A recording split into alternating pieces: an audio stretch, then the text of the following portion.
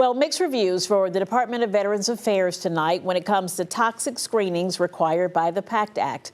A new report raises questions about the training that clinical staff members receive, and there's concern that veterans could be put at risk. Mike Gooding has more.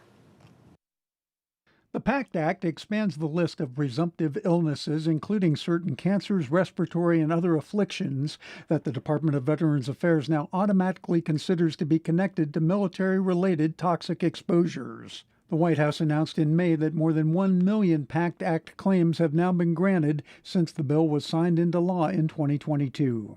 And we're not going to stop until every one of you has the benefits and services that you've earned. More than 5 million veterans have received free screenings for toxic exposures from the VA under the PACT Act, a critical step to catching and treating potentially life-threatening health conditions as early as possible. But the VA Office of Inspector General has found that Veterans Health Administration leaders did not actively monitor toxic exposure screening training data to ensure that VHA clinical staff completed training prior to screening veterans.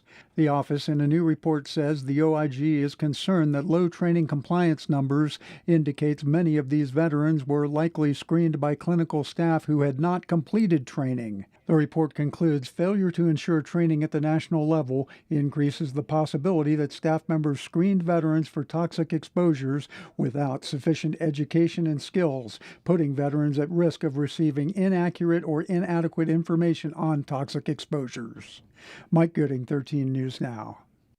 The OIG makes two recommendations, and you can read the full report on 13newsnow.com. Just click links in the news.